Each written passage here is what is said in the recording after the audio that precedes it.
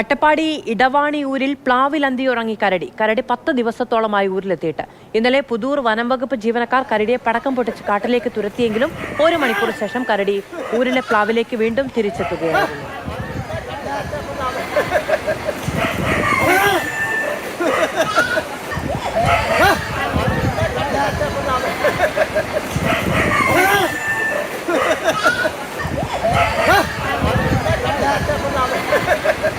ഗോകുൽ വീർ വിവരങ്ങളുമായി ചേരുകയാണ്. ഗോകുൽ, ഏറ്റവും അപകടകാരിയായ ഒരു വന്യമൃഗമാണ്, വലിയ തോതിൽ അക്രമമുണ്ടാക്കുന്ന ഒന്നാണ്, ജനവാസ മേഖലയാണ്. എന്താണ് വനം വകുപ്പിന്റെ പ്ലാൻ?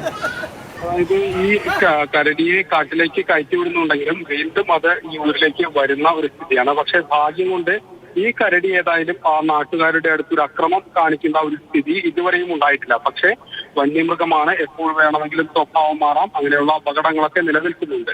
ആ ഒരു സാഹചര്യത്തിലാണ് വനം വകുപ്പ് വീണ്ടും ഈ കരടിയെ കാട് കയറ്റി വിടാനുള്ള ഒരു ശ്രമം നടത്താൻ തീരുമാനിച്ചിട്ടുള്ളത്. കാരണം കയറ്റി വിട്ടതിന് ശേഷം വീണ്ടും ഈ പ്ലാവിൽ തന്നെ വരുന്ന ഒരു സ്ഥിതിയാണ്. മറ്റു സ്ഥലങ്ങളിലേക്ക് വരികയോ അല്ലെങ്കിൽ ഊരിലെ ബാക്കിയുള്ളവരെ ശല്യപ്പെടുത്തുന്ന രീതിയിലേക്ക് ഒന്നും തന്നെ കരടി പോകുന്നില്ല. പക്ഷേ എങ്കിലും ഈ ഭൂരിപക്ഷം സമയം ഈ പ്ലാവിൽ തന്നെ കരടി ഇരിക്കുന്ന ഒരു സ്ഥിതിയാണ്.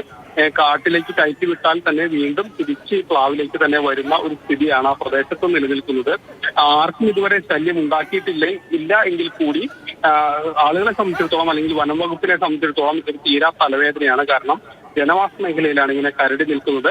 സാധാരണ കരടികൾ പലപ്പോഴുമായി അക്രമ സ്വഭാവം കാണിക്കുകയും ആളുകളെ ആക്രമിക്കുകയൊക്കെ ചെയ്തിട്ടുണ്ട്. പക്ഷേ ഈ കരടിയിൽ നിന്ന് അത്തരത്തിലൊരു അനുഭവം നാട്ടുകാർക്കോ അല്ലെങ്കിൽ വനം വകുപ്പിനോ പ്രദേശവാസികൾക്കൊന്നും തന്നെ ഉണ്ടായിട്ടില്ല എന്നുള്ളത് മാത്രമാണ് ഏക ആശ്വാസകരമായ കാര്യം.